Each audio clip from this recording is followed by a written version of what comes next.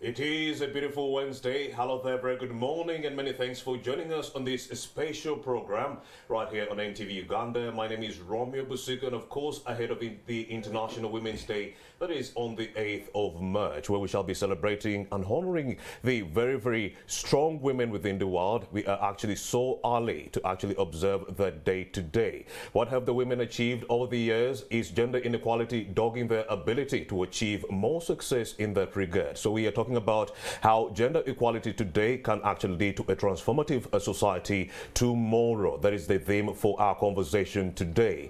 And in my midst, I do have Mr. Edton Ndiabahika Babu. He is actually the program manager for the National Policy Regulatory and Program Support Project under Care International Uganda. He is right here with us in the studio. Also with us is Honorable Winfred Masiko. Honorable Winfred Masiko is the National Program Coordinator for Care International. She's going to be talking for the Uganda Women Entrepreneurship Program, rather. She's going to be telling us about the inception of the Uganda Women Entrepreneurship Program all the way from 2016 up to date. What are some of the failures that have dogged this project, and what are some of the successes that they can verifiably boast of since 2016 when it was birthed by the central government? We're talking about the Uganda Women Entrepreneurship Program. And also via Zoom, we shall be talking to Dr. Aramanzan Madanda. Yes, he is a senior gender advisor under Care International Uganda. He's going to be actually trying to give us a correlation between gender equality and also the successes of these projects that are geared towards transforming the lives of the women in this country. You and I know very well that 80% of our women within this country are engaged in agriculture, but many of whom are actually affected by so many other socio factors like access to land and so forth. So we want to break down some of those socio norms so that, yes, the women can be helped on this show today. That is ahead of the International Women's Day on the 8th of March. That is next week on Tuesday. But we are early for the celebrations in that regard. Let me introduce my guests and then we get into this conversation right away. Honorable Winfred Masiko from UWEP, Eton Babu Ndiabahika, thank you for joining us. Thank you. Thank you. Indeed. And a very good morning to you, Mr. Madanda Aramanzani. I know you can hear me via Zoom. We shall get to you later on. But let me start with you, Honorable Masiko Winfred, as we actually secure a very, very good line with Miss Dr. Aramanzani on the line. Let's start with the International Women's Day. What does it mean to you? Thank you very much, and good morning, viewers. I'm very happy to be hosted by you this morning. Indeed. And I think it's a big privilege for us women, especially as we look at the International Women's Day. International Women's Day is celebrated in line with the Beijing Platform of Action, where the decisions that were made on the empowerment of women and promoting gender equality. And we are happy that we've been celebrating this Women's Day every year. It's an important day for all of us women to look back and take stock of how gender equality and women empowerment has been achieved in this country, and also to plan for the future to make sure that women are made more comfortable as human beings in line with the equality that was established as a principle that is key to humankind. Indeed. Do you believe we've made strides towards gender equality over the years? Yes, indeed. Especially in Uganda, we're proud to say that there has been a lot that has been done in line with the women and women economic empowerment.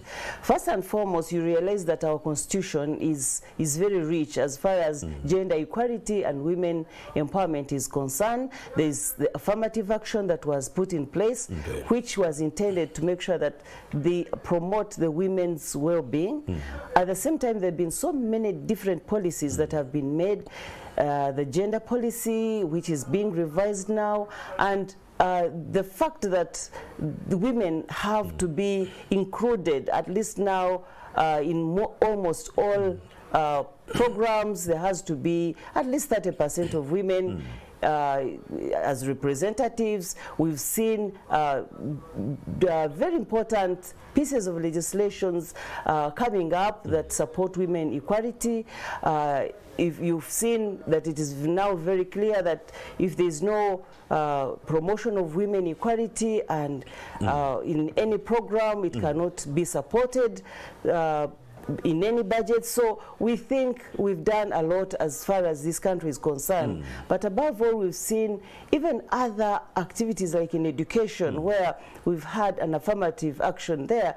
We've seen women come up to be more exposed, and I think that is a big step. And of course, I can't forget the women in politics, where we've seen numbers become bigger and bigger year in and year out. So in our country, we see a lot taking place, but of course there is more to be done so that we go to 50%. Indeed. So, Honorable Winfred Masiko, what is the correlation between gender, this gender aspect that we are talking about, and the success of these projects that are being birthed by the central government? Of course, gender, I might talk about women more because it's the imbalance that forces us to talk about women coming up. Indeed. But of course, you know, gender concerns men and women. Indeed. And of course, you realize that if the women and men don't work hand in hand and work together, you cannot get any meaningful achievement in any program, in any country, and of course, Uganda inclusive. So we need to realize that most of these programs in this country will succeed if both men and women work together and put in their efforts to make sure that they realize the achievements that are expected from most of these Ugandan programs. Oh, of course. Let's also bring in Dr. Aramanzani he's online, and he's going to be telling us more about the gender aspects in that regard. A very good morning, Dr. Aramanzani. Thank you for joining us. Thank you, and good morning to you. Yes, please shine a light between the correlation between gender aspect, equality, and also the development of these programs we are talking about, the Uganda Women Entrepreneurship Program and many other government projects that are geared towards developing the livelihoods of the women at the grassroots level. Why is it important to inculcate the gender aspect? Yeah, thank you very much, moderator, and viewers and listeners. The Care International, where I work as a gender technical advisor, focuses on the issue of eliminating poverty, extreme poverty, and promoting social justice. And in this, Care has done quite a bit of analysis, and some of this will be talked about by Editon, who is in the studio there. And we found that, for instance, to address extreme poverty, we have to focus on the people that are extremely poor. And at the moment, globally, you'll find that although there are poor men as well as boys, the poorer, the women and girls are relatively much poorer. And this is not to say that all of them, but if you look at the majority of the poor, you'll find that those are the categories. And so to be able to address those issues, we need to take a gender perspective that in this case, of course, we'll focus more on women and girls as impact groups. And CARE, the confederation which works across the world, has come up with our Vision 2030, which CARE International in Uganda also subscribes to, that focuses on women and girls as the key impact groups, but of course also working with men and boys in various categories.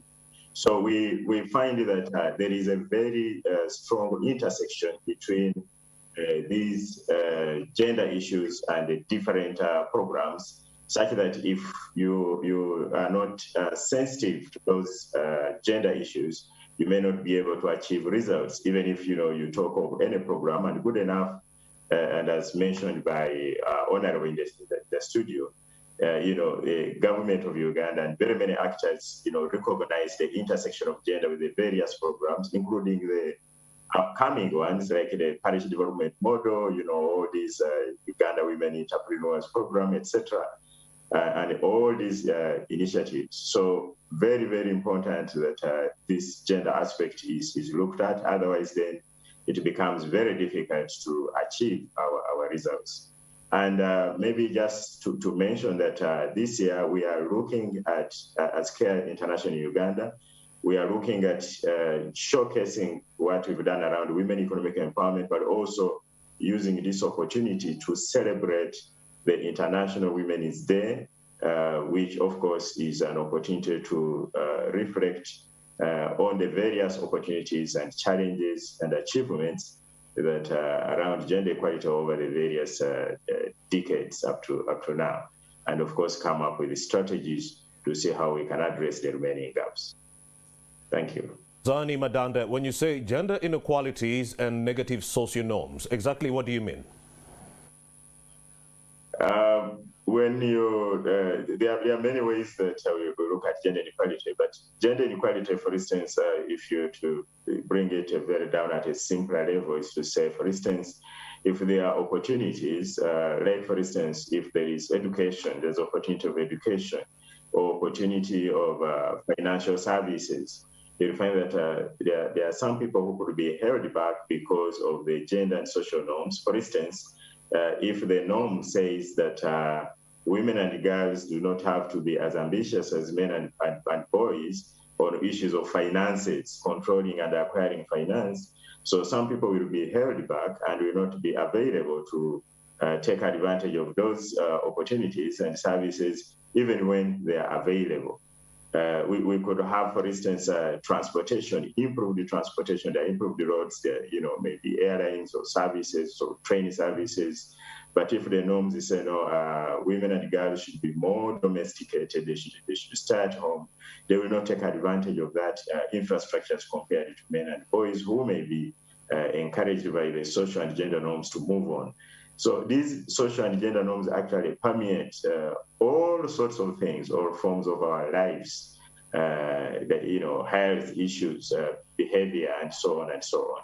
And so we, gender perspectives, our understanding of gender inequality helps us to dig into this as one of the aspects that actually needs to be addressed seriously, especially at the current moment, the issue of sticky and unchanging norms that are still holding particular categories of people behind. So it's very, very important that we come up with these strategies and actual measures, practical measures, so that women and men, boys and girls equally benefit and take advantage of opportunities to move forward. It should be remembered that Care International has been working in the humanitarian sphere since 1945. After the Second World War, they've been doing some great work right here in Uganda, helping women pull out of poverty in that regard. Under Care International, there is another program.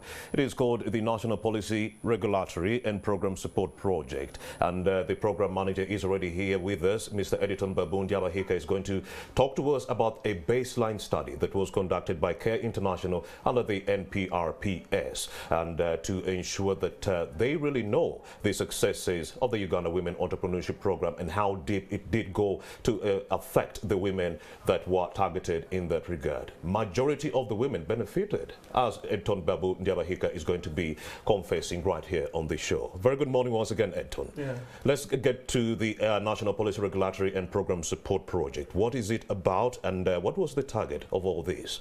Yeah. Thank you very much. Since September 2020. Yeah, thank you, Romeo. And our dear viewers and listeners, we want to thank you so much as we prepare for celebrating International Women's Day. Indeed. Care International is happy to associate with this day. Indeed. Because we know that the development world will not achieve much without women economic empowerment.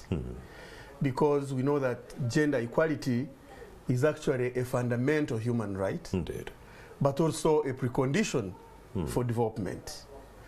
And our own National Development Plan 3, Vision 2040, if you look at the Sustainable Development Goals, they all talk about reducing gender inequality, but also extreme vulnerability, which normally is about women. Indeed. So Care International is implementing a project, the National Policy Regulatory Program Support, funded by the Bill and Melinda Gates. And this project is working to create an enabling environment for women to improve their well-being, women and children, but without leaving men behind, of course. Indeed. And so this project is implemented in partnership with the government of Uganda. The Ministry of Finance is a partner under this project. We have the Ministry of Gender, Labour and Social Development as a key partner on this project. We also have the Uganda, we have the UMRA. UMRA is one of the partners, as well as Ipsos and Profira. Now, the most important aspect of this project is supporting government to come up with policy that is going to support women groups and saving groups across the country. So we are working with the Ministry of Finance on the policy framework for saving groups, and we are working with Uganda Microfinance Regulatory Authority to put guidelines, because most of these women, they work very hard, they save some little money, unfortunately they are exploited. As we talk now, we do not have a policy in place that regulates the kind of activities that they are able to do. And so Ministry of Finance is spearheading that aspect. We've worked with Uganda Women Entrepreneurs Program, especially around the country, to strengthen their management information system. And that's how we ended up conducting a baseline to see this program, how has it been performing? Is it vis-a-vis the working? Management of information system. How has it been performing? And so we went across the country. We worked with different partners to conduct a survey of those women, and we reached almost 99% of the groups that have received financial support from Uganda Women Entrepreneurs Program. How did they use the money? Did they receive it? Did they use the money? What achievements? What challenges? And what are some of the gaps? Indeed. Let's break them down. And so the results indicate that 89% of the women that received money in groups have moved ahead to start their own business. So this money is given to a group of women. But out of the group business, more women have started their personal small enterprises. Most of them around produce, some of them around small market stalls. And so it's very good to note that this program is empowering because women have gone beyond the group to go ahead and start their own enterprises. Bookkeeping was a problem before, but I see it at 61% now. Yeah, there is some significant improvement in bookkeeping with 63%, but also as women working as a group and then planning for their enterprises and enterprise-specific skills. Above 60%. About 60%. What does this mean? It means that as we plan, as government rolls out the partnership development model, there is need to increase more capacity building for women groups. For skills, soft skills, such as, like you've said, more involvement in bookkeeping, financial literacy, more in savings, more in value addition. So this program also discovered that most of the women, because this program does a lot in terms of capacitating women, most of the women, around 50% of them, indicated they were satisfied with life they are leading and what they have accomplished in their business, particularly in terms of regular earnings. Now that is really very important because the perception of women, especially in rural areas, is very critical in terms of how we move forward, because you know this old adage that if you empower a woman, you empower a nation. So these women who were empowered, how did they work with their spouses, for example? As Care International, we have programs that systematically empower men, because you know these days there is a whole saying around men are being neglected, women, but that's not true. So when you have a strong program that supports women, and then you have deliberate and intentional programs to target men in terms of household planning, for example, then the income becomes more relevant for these women. And that's what we noted. In areas where CARE supported the household dialogue model, there was more development in terms of joint planning between the man and the woman, in terms of catering for their health needs, catering for education needs, catering for essentials, because they were agreeing and there were very less conflict. So gender-based violence was reduced? Was reduced because there was discussion on the resources and how these should be used, and that was really very, very important. And then there were a few areas that we think are very critical for us to focus on, development partners and government.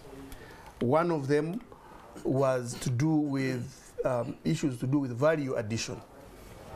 So most of our women and small entrepreneurs are selling raw materials, are selling raw produce. There is no value addition. And so because of that is one of the gaps. Yeah. So they fetch little for their money. Indeed. So as we move into the parish development model, we need to think through and see how do we support our entrepreneurs and women groups to begin doing value addition. Indeed. For example, instead of selling maize seed, for them to go ahead and do and mill it and be able to sell posho. So how do we support women to do value addition? And then the other area had to do with technology, low use of technology. And Romeo, as you know, the world we are living in, and if we must sell and market globally, we need an injection of digitalization. Indeed, Edson. If we were to move from subsistence to commercialized agriculture, technology is important. Technology is very critical. And our women must learn. Exactly. And then the other gap was to do with access, limited access to markets. I see.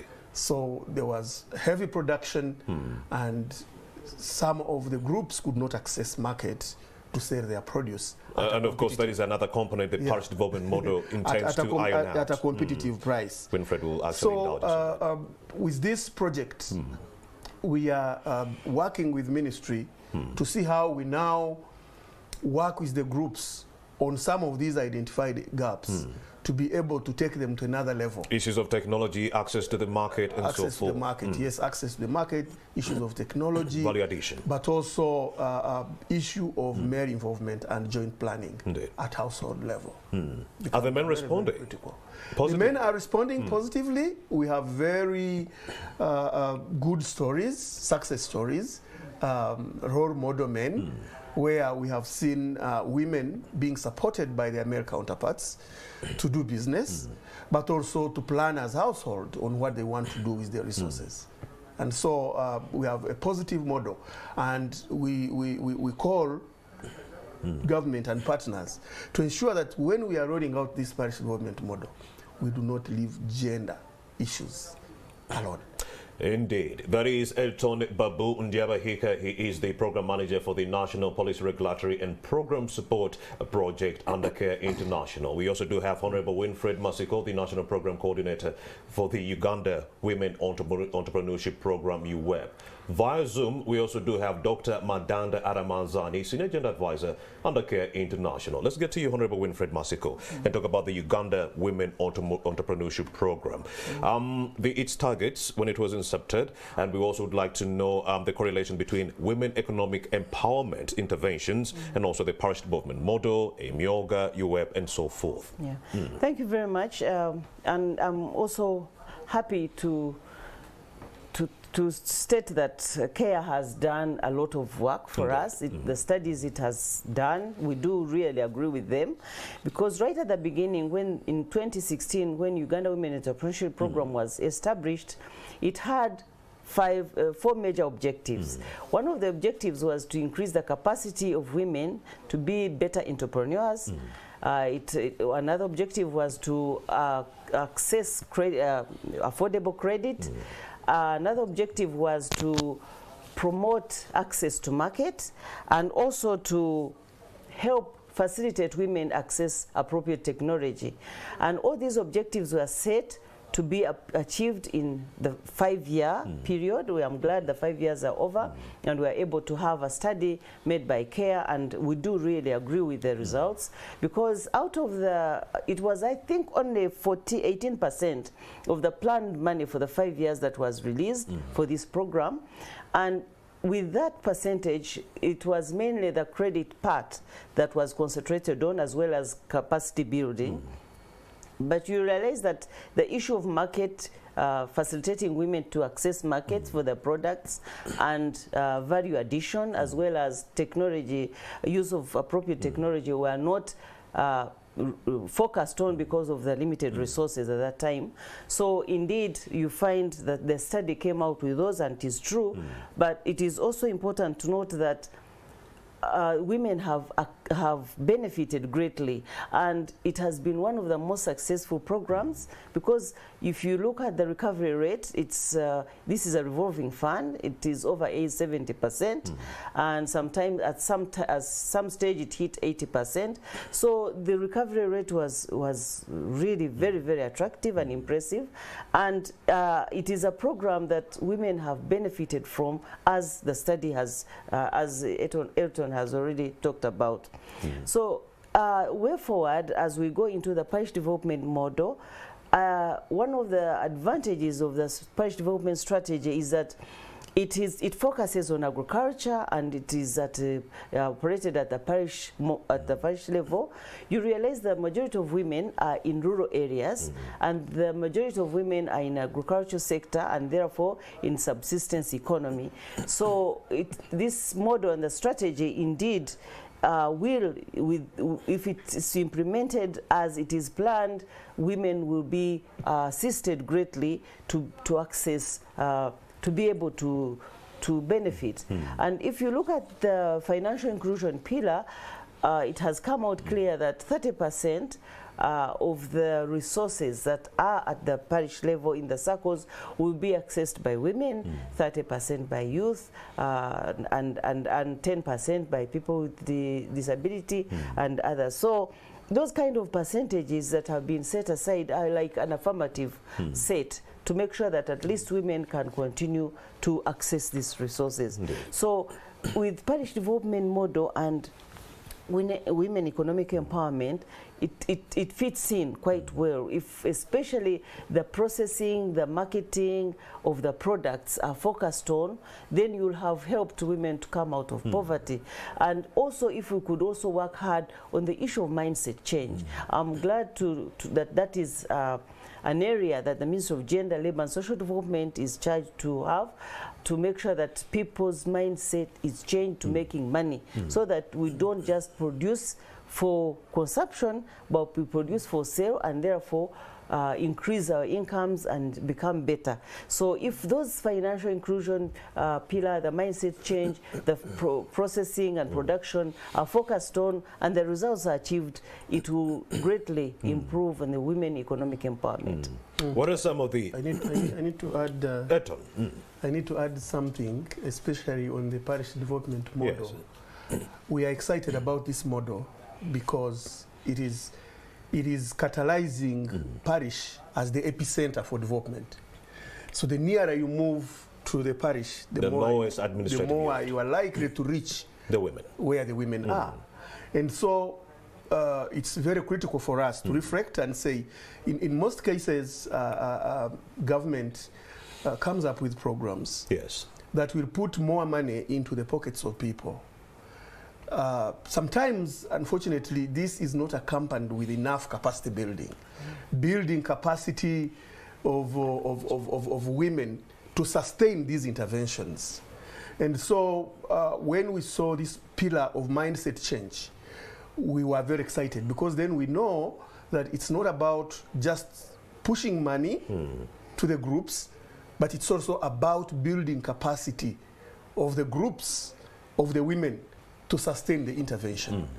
Because this is a revolving fund, and because as CARE, we have championed, we pioneered the VSLA model, Village Savings and Loan Association. Yes. And I can tell you that the recovery rate amongst women groups actually, Honorable has talked about 70%, but it can even go to 90. So the chances that this money is going to work for women is very high, as long as there is systematic building of capacity for these women to manage in terms of group dynamics, in terms of savings, in terms of bookkeeping, in terms of managing their share out, but also in enterprise specific assignments that they are going to be doing. So as CARE, we are committed to working with government around building capacity of these groups, especially in financial inclusion, because financial exclusion is one of the key barriers to women economic empowerment. So as we roll out the parish development model, how are we going to link these women to formal institutions like banks, so that they are able to attain credit? And you know, our banks, their interest rates are high. How are we going to have these women subsidized so that their interest rates are low, they are able to borrow money and be able to do business, and business that is competitive? All right, let's also bring in Dr. Aramanzani. He is on Zoom. Dr. Aramanzani, what needs to be done by the central government in the spheres of gender equality to ensure that these projects are a success moving forward? We are talking about the Uganda Women Entrepreneurship Program. We are talking about many of these development projects, a Myoga, and so forth. How best can the government inculcate the gender aspect to ensure that they are a success?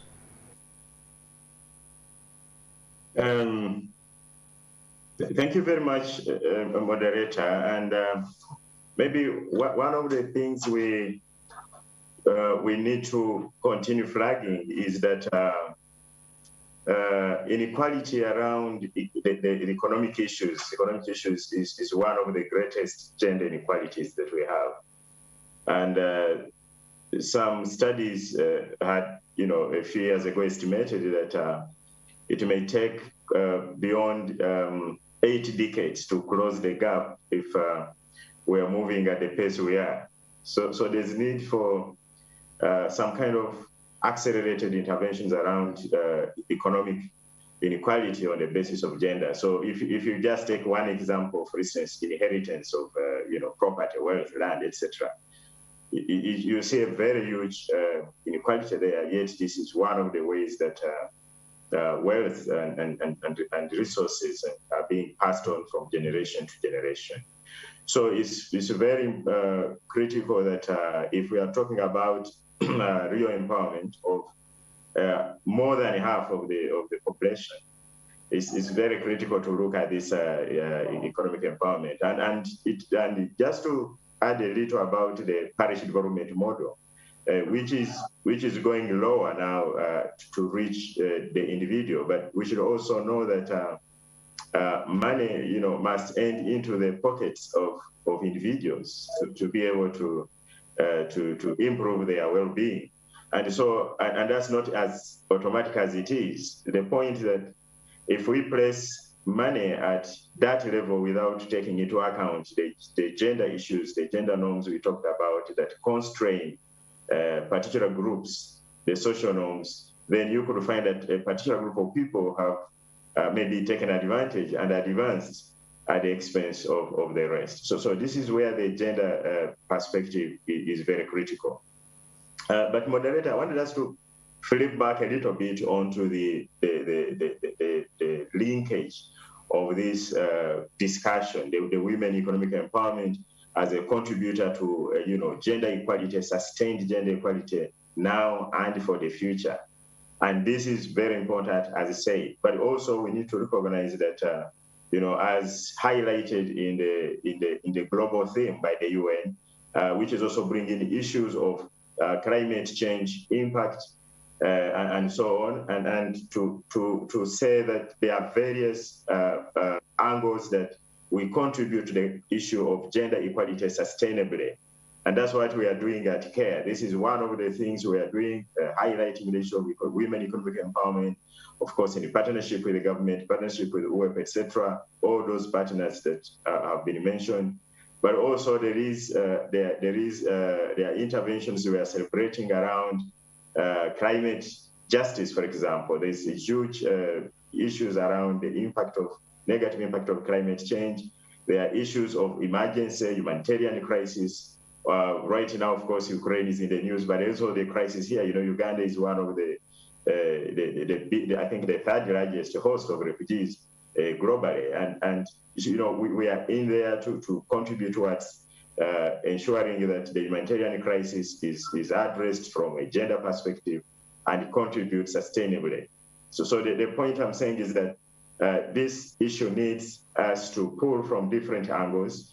We are doing so at CARE from like 4 different angles and working with the partners, but we also recognize that there are many other aspects that need to be put on the floor, on the table, and supported for real gender equality now for a sustained future. Thank you. All right, that is excuse me, that is Dr. Aramanzani Madanda. He is the Senior Gender Advisor at CARE International. My panelists couldn't be more spot on the conversation we are having today. Gender equality today for a sustainable tomorrow. It is one thing to inject loads of cash into these women economic projects, but if you do not actually work on the gender aspect, they will not actually culminate into anything. It's like giving a woman billions of money to go and do agriculture on land that is not hers. At the end of the day, the owner of the land is going to come and say, this land belongs to me, so I'm going to sell all the proceeds. This has been happening in Uganda. Men are actually just selling the proceeds of the women. The women go and toil in these lands, working day and night. And then the man at the end of the day is going to say, the harvest is mine because the land belongs to me. So gender equality. Women need access to land. Women need to access to financial inclusion and so forth. All these financial services so that they could make their own decisions, minus involving the men first. Well, that's it for the first part of this conversation. I still have Dr. Aramanzani Madanda. We also do have Honorable Winfred Masiko and also Editor Babu Ndiabahika, with whom we shall continue with this conversation shortly after these messages. Keep around, don't go too far.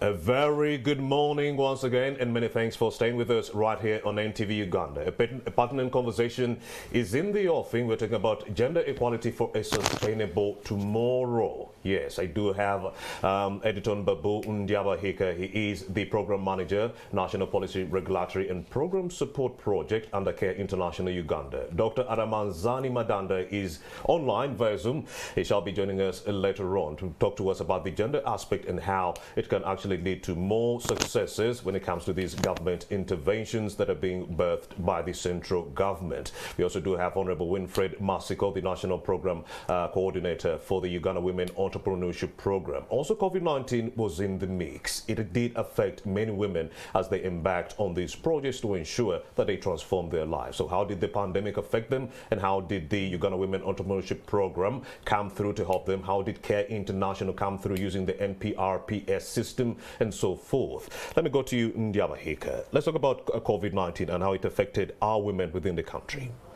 Yeah, thank you very much.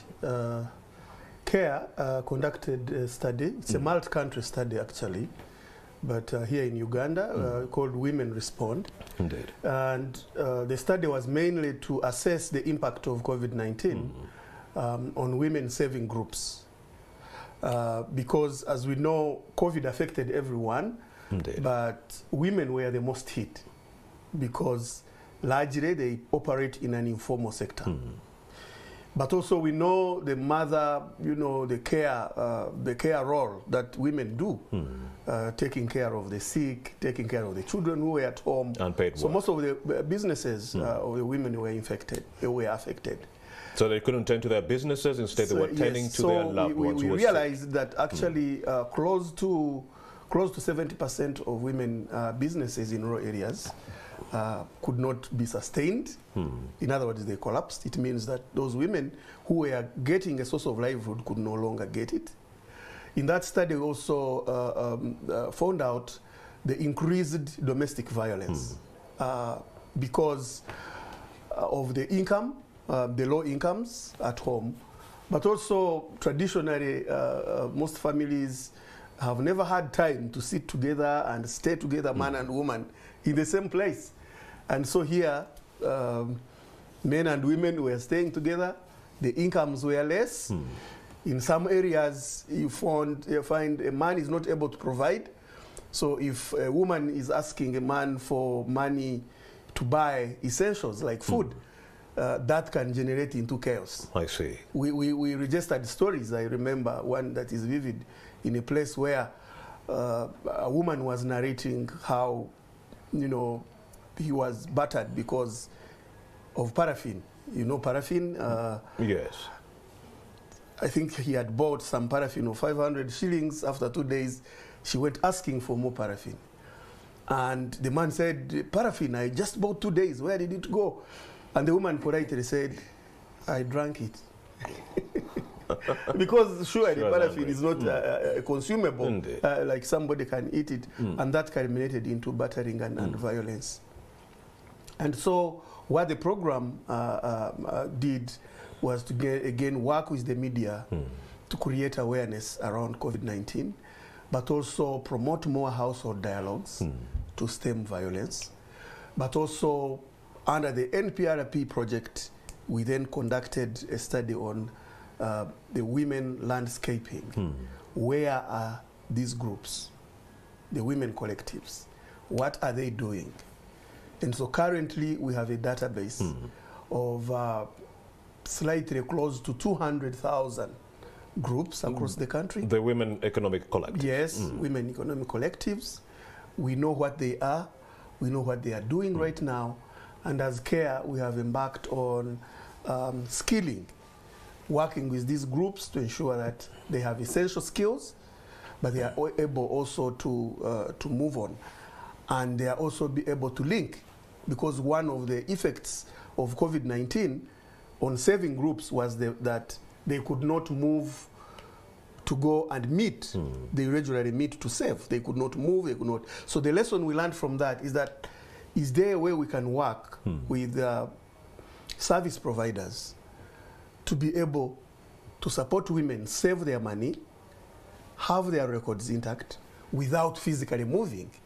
So we are talking about digitalization, we are talking about partnership with financial institutions, but also telecommunication companies that are going to support women using their simple button mobile phone to be able to continue doing the work, the kind of work that they have been doing. Indeed.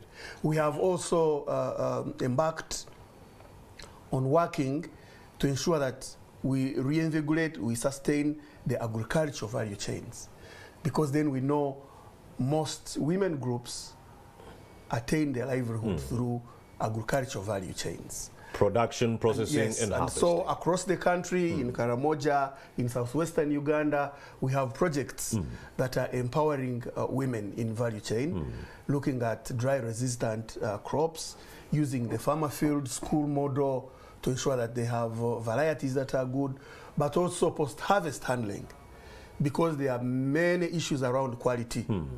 You know, at some point, our maize could not be exported. Indeed. Because of aflatoxins. Yes. And so, working with all the partners and also engaging private sector, yes, Edton. CARE is supporting in post-harvest handling to ensure that the storage facilities are good, to ensure that the produce they have is stored and bulked, and they can do collective sales to address the effect of COVID-19, but also to catalyze these women groups to move and also position and wait for the money that is coming from government. Indeed. Yes. All right, let's also bring in Dr. Aramanzani Madanda, Senior Gender Advisor under CARE International. Dr. Aramanzani, based on what Edton Babundabahika was telling us right here in studio, it's actually evident that women were affected by COVID-19. It actually exposed the glaring gender inequalities within our society. Women would have been more productive on the fields in agriculture, but guess what they were doing in the COVID-19 pandemic? They were tending to the sick. Instead of this woman being on the farm, tilling, ensuring that Uganda, the East African community, is the food basket of the whole world, the lady is busy handling the elderly, the young children who are home during the 2-year closure of the schools, so they were not productive on the fields. COVID-19, how far did it go in exposing the glaring gender inequalities within our society, and what could be done right now and moving forward to arrest the situation? Doctor. Very much. I think one of the things I have to add is, especially from the analysis we have conducted as CARE and the other partners in this development field around the impact of COVID-19. And in addition to what he has mentioned, I want to emphasize this point of gender-based violence, which, for instance, escalated in that period. But to take the lesson that wherever there is a crisis, the impact on people takes a gender dimension, because we already have a gender background or basis upon which we are operating. So gender-based violence escalated. And what are we saying here, for instance, in this commemoration as CARE? We're also saying, for instance, that one of the things that we have to look at in terms of gender equality today is justice for gender-based violence survivors or victims, whichever side you want to take with this. So we are saying that everybody needs to look at this, because that violence, plus the other things we've talked about, hold back a particular group of people, they deepen the crisis.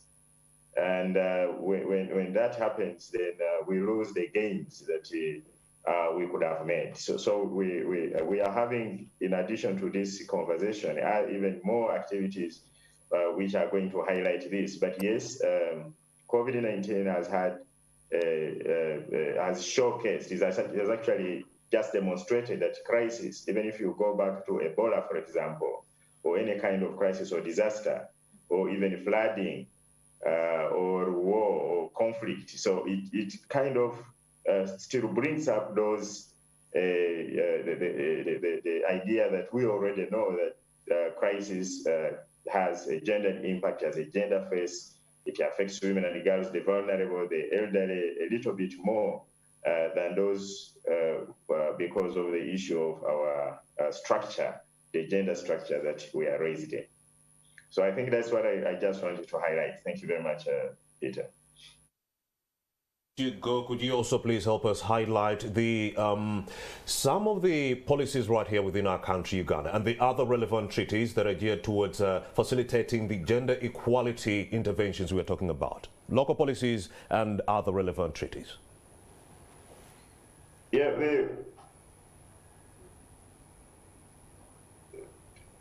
Dr. Madanda, highlight the relevant treaties and other policies that are facilitating gender equality interventions. Yes, I lost your voice there. But yes, in terms of the policies, like the policy and the legal framework, for the case of Uganda, we have actually one of the key ones.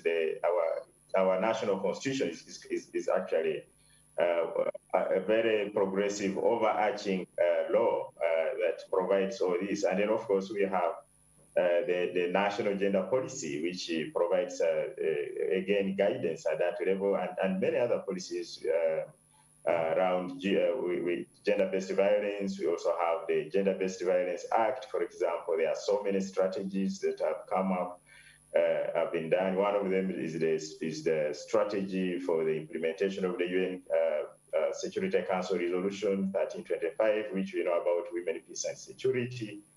And there are many others. Even the visions, the National Development Plan has all these many things. So there is really no shortage, but also at the international level, and we have Honorable India, she can add, supplement this. We also subscribe to the Convention for the Elimination of All Forms of Discrimination Against Women, which is in short known as the CEDAW. We work within the global UN framework, Sustainable Development Goals, and all these kind of arrangements. Actually, we could take the whole of this session talking about the enabling policy framework. But in short, Peter and the viewers and the listeners, is that there is no shortage of enabling policies in this country. I think probably the work we need to do is to make sure that those policies work. We develop strategies, tools, models, and a commitment to ensure that actually this translates into change at the individual life of a woman and a man and a boy and a girl, even at the lowest point possible. Thank you so much. Dr. Aramanzan Madanda, Senior General Advisor under Care International. And of course, we can't actually wrap up this conversation by not starting the very sensitive subject of climate change and how it's actually increasing the glaring inequalities within our societies, affecting especially the women that we are actually focusing on right here on this show. The theme for this conversation is gender equality today for a sustainable tomorrow. Yes, Winfred Masiko, let's talk about the correlation between climate change and the gender inequalities we are talking about right here on this show. Yeah, thank you very much. And indeed, if you are to talk about sustainable tomorrow, Indeed. we need to look at issues that might deter that kind of progress. And one of them is climate change. As you're aware that this is an issue that has really come in and is going, if we are not careful and we make sure that we mitigate the effects of climate change, it might undo all the successes that we have already achieved as a country, but also in the world. Indeed. So you realize that the issue of gender comes in when it in the issues of climate change, because roles of men and women and responsibilities vary, and at the same time the setting of women, most of them being in rural areas and using rudimentary tools to survive, they become very sensitive, women become more sensitive than men. For instance, if there is a drought or there is a flood out of the impact of climate change, you'll find that because of the roles and responsibilities that have been imposed on women by maybe the culture, it's a fact that they will be more involved in, for instance, firewood, collecting firewood. They will be involved in fetching water. So if there's a drought and the water points are few or scarce or at a distance, it's the women who will be more involved in that kind of burden of trekking long distances to fetch water. It will be the women that will have to go for firewood in case of any impact that is negative impact. Yet all that time would have been spent on the firm or some other business she is working on. Absolutely right. So less productivity from the women. So, and of course putting more burden on women, struggle to catch up. If for instance there are floods, you all are aware that if floods take place, it's the woman who has to come and carry the items, the children, and many times men sometimes migrate to urban areas, and so the burden is left to women. And at the same time, if there is any calamity that takes place at any household level because of the roles of a woman, it impacts more negatively on women than men. So that's how the gender component comes in issues of climate change. So we need to address the issue of climate change and make sure that we have systems that will help us to adapt to the negative impact of climate change, which are there and are still progressing, because I don't think we've gone to a level when we can comfortably say that we are mitigating the effects of climate change. So gender component comes in, and it is very important that it is addressed.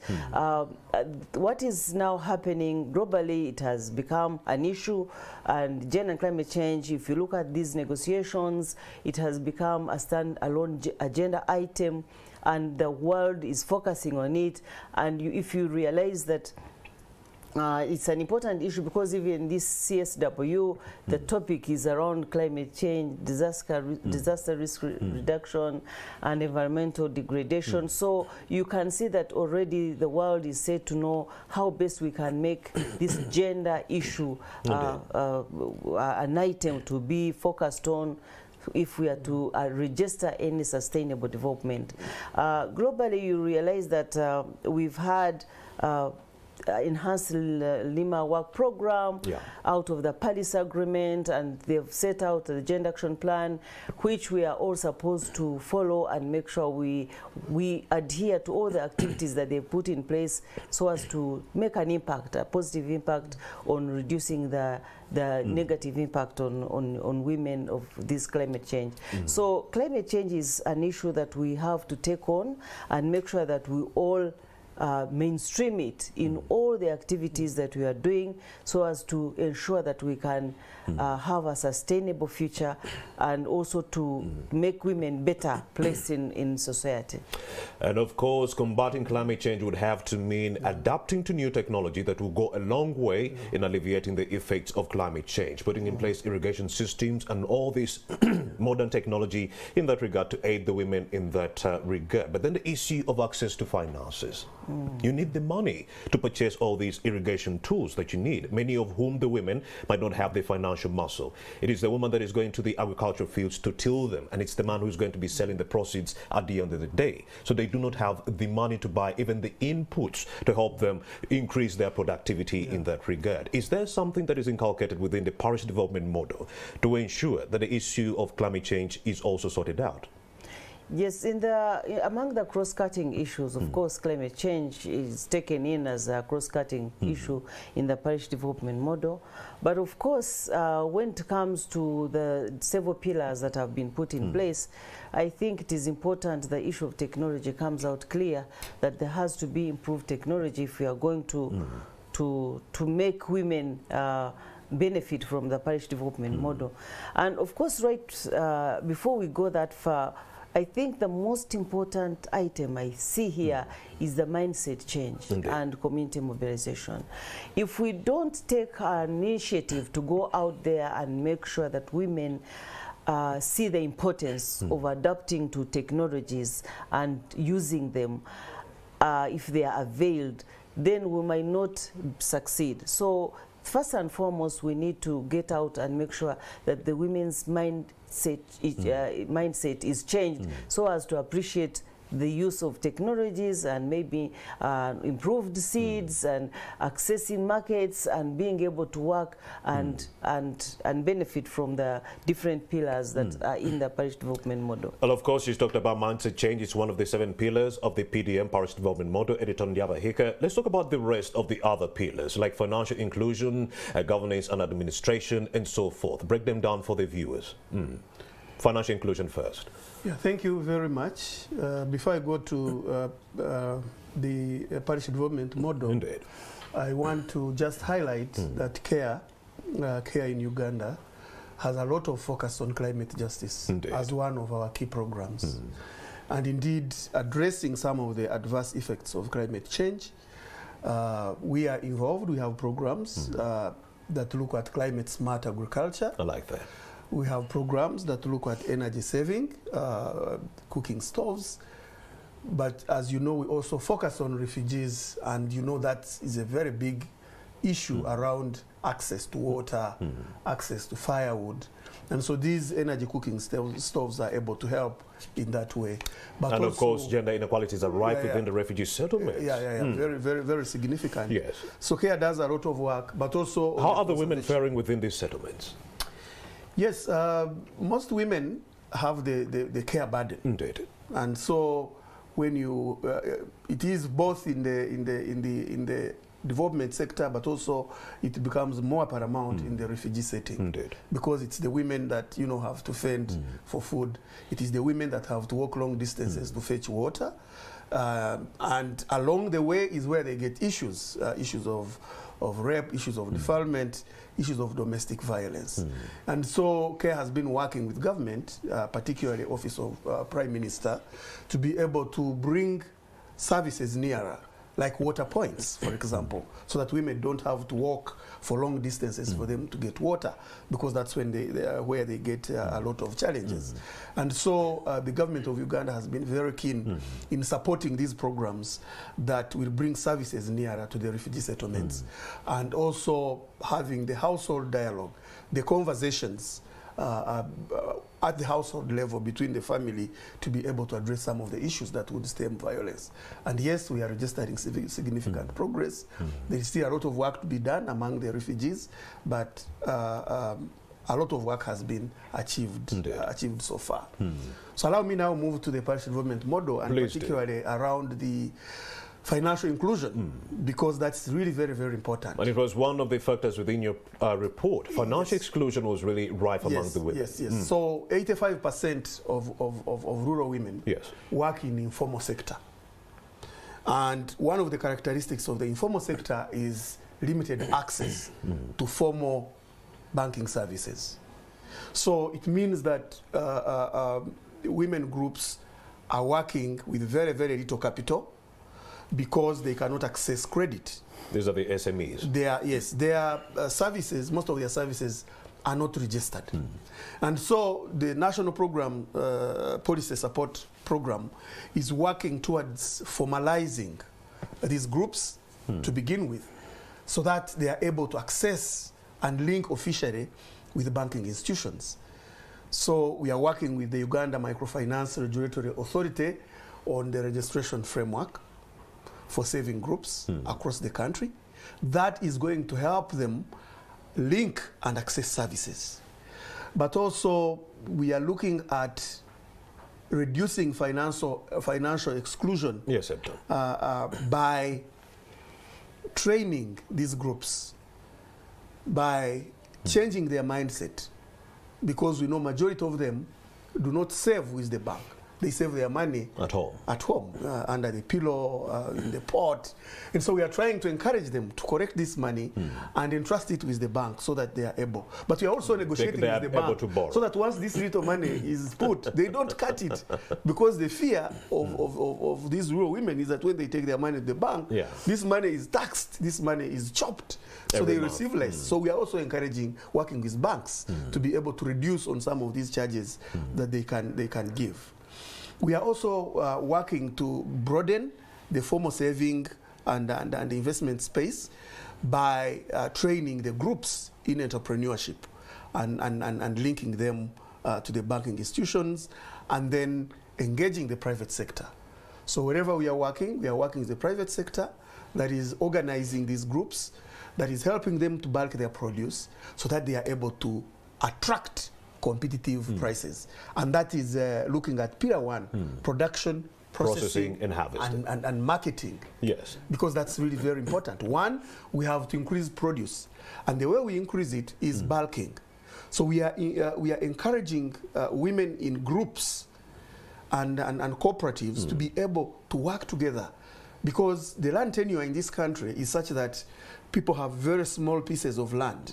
Fragmentation. And so you harvest one bag of maize, and then a middleman comes and takes it at low price. So what we are doing, we are saying, if you are 30 women and you have harvested one bag, it means you have 30 bags. So if you're trained on how to process it and be able to market it as a group, then you are able to move.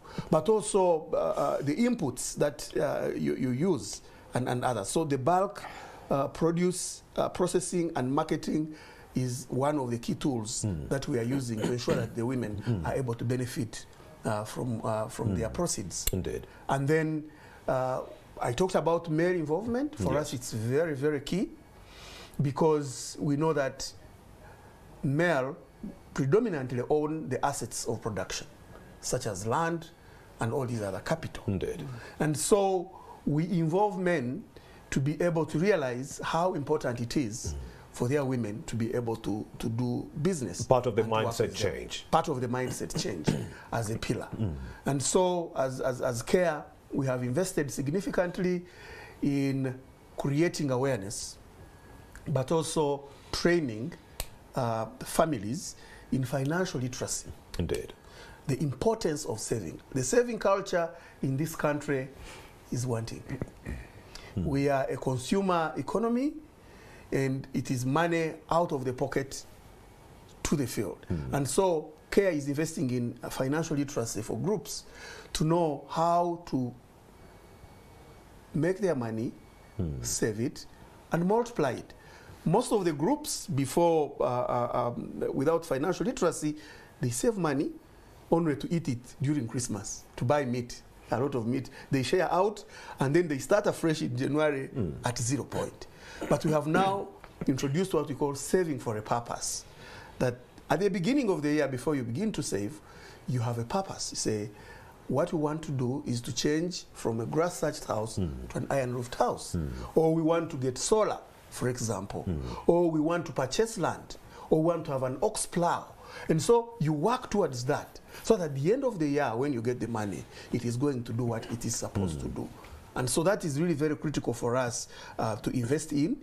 The other critical area that I think we need to focus on more, even as government, is around the area of insurance. Indeed. All these groups that are saving, they have normally a pocket, what they call emergency or welfare. And I know government is working on the national insurance policy. Indeed. I think that is really very, very critical. How do we organize these savings to be able to secure the future of these women through insurance? Indeed. Because one of the key areas of expense for most households is actually health. Indeed. And to a larger extent, most of these health service providers charge exorbitant sums of money. So we encourage saving groups to have their pocket where they can get this, but that's not enough. We want to work with government and ensure that this national savings insurance policy comes across so that it helps women. Also insurance in the wake of natural calamities or to climate change. For them to not to lose out. Indeed. Their produce, not to lose out when natural disasters happen in some areas. And that will need mindset change, because so many people do not believe in insurance. They're like, okay, I've been paying premium, nothing is happening. But the thing is, when you stop paying premium, that's when a calamity befalls you, and then you're like, I wish I had paid the money. So insurance is key, mindset change is key. We are talking about some of the pillars of the parish development model. We broke down that is processing, that is production, processing, and also marketing. We did break down mindset change. Let's talk about management of information systems. What is inculcated in this pillar? Honorable Masiko.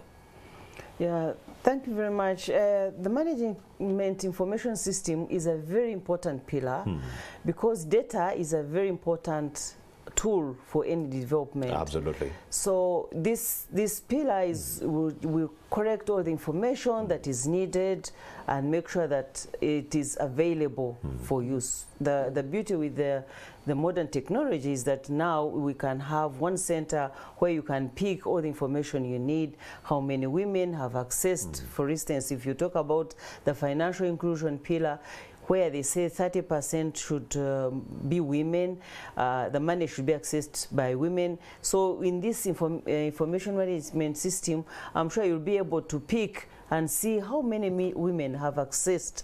And for us, especially as far as the Ministry of Gender, Labour and Social Development is concerned, it has a responsibility of taking care of special interest groups. That's the women, the youth, people with disabilities, the elderly. So I'm sure it is going to be quite an important pillar, because the ministry will be interested in monitoring and finding out how these special interest groups are being considered, for instance, in that pillar, as well as in other pillars, especially in agriculture. How many women have accessed the inputs, have accessed markets, have enterprises that are being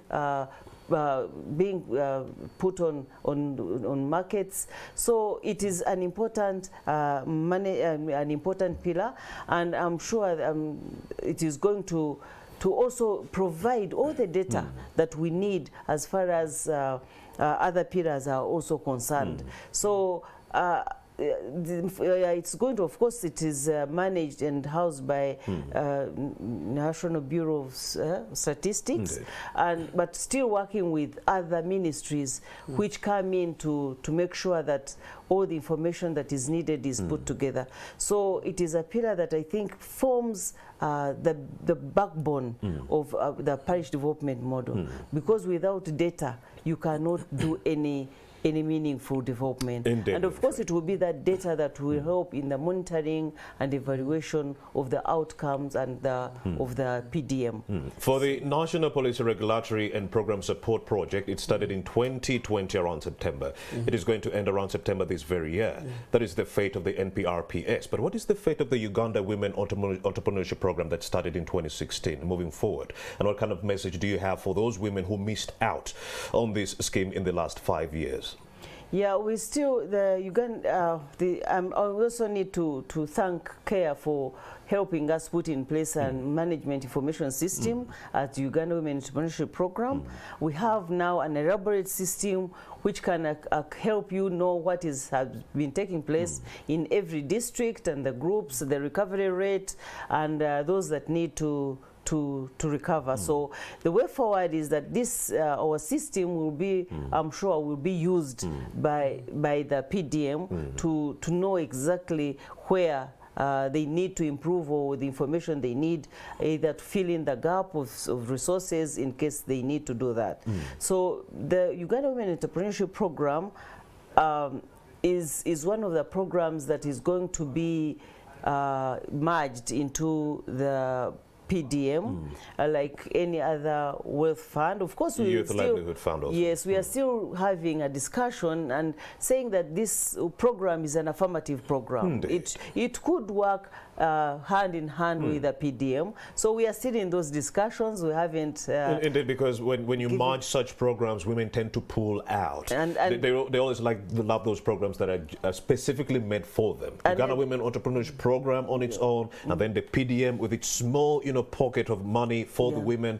Don't you think that will go a long way in helping the women, making them separate? Yes, that's a discussion we are still pursuing. We still pursue that, and would like to make sure that the policymakers do understand that it can happen. And in any case, it is quite delicate if you just move away and there's recovery that is to take place. We have over 120 billion shillings out there to recover and make sure that is taken back into the economy. So we are still discussing that, but we are convinced that they can run parallel to each other, and at the same time also strengthen even the affirmative action we are talking about, and also bringing up the gender equality component in this regard. So it is still a discussion taking place, and we know that whatever comes out, the focus is on women. The focus is on the women. Thank you very much, Honorable Winfred Masiko. We do have Dr. Madanda, and we are wrapping up this show. We would like to give you a few seconds to talk about some of the recommendations we could go away with for the viewer in respect to the facilitation of the strengthening of the women economic empowerment interventions, respective of the gender equality aspect inculcated. Madanda. Yeah, thank you very much, Peter and colleagues. I think one takeaway we probably need to take here is that taking an integrated approach, if you reflect on all this discussion and what we've been talking about, there are various ways that we contribute towards gender equality now for a sustained future. We've highlighted issues of climate change, financial inclusion, gender integration, etc. And just to use one example, which we use at CARE in our financial inclusion programming called Village Savings and Loans Associations, which are actually groups. We do something called layering, or what you would call integrating different services, when the groups come together to save, for example. And if there are issues of leadership, decision-making, we infuse that so that the project participants or the group participants are able now to take decisions that matter so much. It could be an issue of health, say reproductive health, not accessing maybe family planning services or maternity services, and that is layered there. Or it could be a gender-based violence issue that households are fighting over the money that they have got instead of enjoying it. So we infuse issues of gender-based violence over that. So being alert and also assessing our progress and checking where we are and sharpening our interventions is very, very critical. And also making sure that we work with various stakeholders, local governments, national governments, internationally, development actors, because it is an enormous duty that we are trying to work on here. So the message is we move together, we integrate, we be alert, and work very hard, because this is a huge, huge problem to solve. Thank you. at Care International. Let's also talk to Mr. Edton Babu Ndiabahika so that he gives us a few seconds of his recommendations before we wrap up the show. We are talking about recommendations on how best we can actually facilitate the strengthening of gender equality interventions. Yeah. Thank you very much. For us as National Policy Regulatory Program Support, Indeed. we appeal to government and other stakeholders to expedite the process of the policy framework for saving groups. Indeed. Because we think that's very important. It is going to help this country ensure that the collectives across the country save their money and be able to use it productively. So I want to appreciate the current efforts by Ministry of Finance and also Uganda Microfinance Regulatory Authority in pushing forward the guidelines for saving groups, because that's very, very important at that level to create an enabling environment. But also to augment what my colleague Honorable Winnie has said, the issue of evidence generation. And at CARE, particularly NPRP, we have collected huge data. But I also know there are very many departments collecting information. And so we want to see a situation where Uganda Bureau of Statistics and all the other key stakeholders in this management information system are able to correlate and correct all the information so that it gives a clear picture of what is happening on ground. And then this is being tracked. So the different local government and other government MDAs should come together so that we have one singular national management information system that is going to give a reflection of the situation, the situation on ground. Other than that, it will be very, very difficult to sustain, to know who is collecting this data and using it for what purpose. And of course, information is power. Honorable Winfred Maziko, we have a viewer who is watching this show right now and is saying, my God, what is the criteria to be followed for me to join the Uganda Women Entrepreneurship Program? If I want to join the PDM and get that 17 million before it morphs into 100 million, what do I have to do in that regard? I think the most important thing is to know, to have the information that these facilities are available, and then be able to participate. In line with the Uganda Women Entrepreneurship, it is demand driven. So once people are not aware that these programs are there and they can apply from the sub-county level, then it becomes difficult for them to join. Especially the women in Luwero, they don't know. They should know, because every sub-county has a community development officer who creates awareness. But sometimes because of mindset change, people don't bother. They think, well, this is another problem. NRM cadres were complaining about information proliferation being too low among the people in the rural areas when it comes to these government interventions. Yes, but I think there has to be, there are facilities, there are activities, there are efforts that and are of course CARE place. is helping us. So, and then at the same time, even this parish development model, we know there has to be, people have to be proactive. If you don't come up and create an enterprise group and access the resources that are there, then you'll miss out. So the important thing is that for us to be hungry for information, the tendency is that especially in areas of women is because of the heavy duty and the roles that we have that are so domestic, many times you don't get out to listen to radios, to go to barazas. But I think it's high time that we came out of our hiding places and come to know what is taking place in our country and embrace the government programs, because many people still sometimes have reservations for government programs, and yet these government programs are there to serve the nation. So I think the most important thing is that let us get out deliberately, look for information and take an interest in participating in government initiatives. Honorable Winfred, there is a woman out there who is watching this show and is saying, I do have all those factors, but there is one factor that is eluding them, and that is the national ID. Many do not have the national ID, and it's one of the most expensive factors for one to actually join these government developmental projects. Don't you think the national ID being one of the criteria needed for one to join is actually dampening the resolve of many of these women to join these developmental programs? There is in PDM, there is an effort to make sure that IDs ID distribution is scaled up. So there's a deliberate effort to make sure that we access. But I must tell you that many people were hesitant. I don't think it's the lack of the facility, but it is the hesitation that we have seen, especially women who want to stay home and they think these documents are not necessary. But I think it's very important. And at the facilities there, I think what is important is also to have a mindset change and tell people that things have changed, get your ID and access. Ahead of International Women's Day on Tuesday next week, 8th March, send an empowering message to the women who are watching this show right now.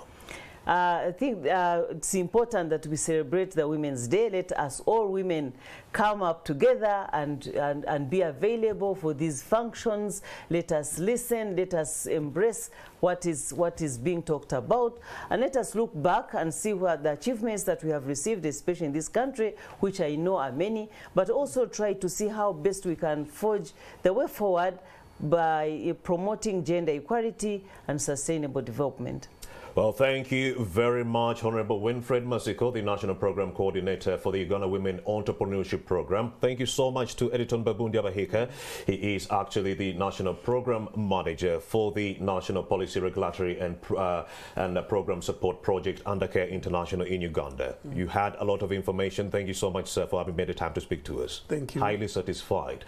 And via Zoom, we did have Dr. Madanda Aramanzani, Senior Gender Advisor working with Care International. Thank you so much, sir, for your input. In the near future, we shall seek for your services yet again, because the issues affecting women are not going to end today. After this discussion, they are going to continue unabated if we do not continue also advocating for the removal of all those ailments affecting the ability of the women to succeed in their lives. That's it for this conversation. My name is Romeo Busiku. Do not forget it was being held under the theme, yes, gender equality today for a sustainable tomorrow. Good morning.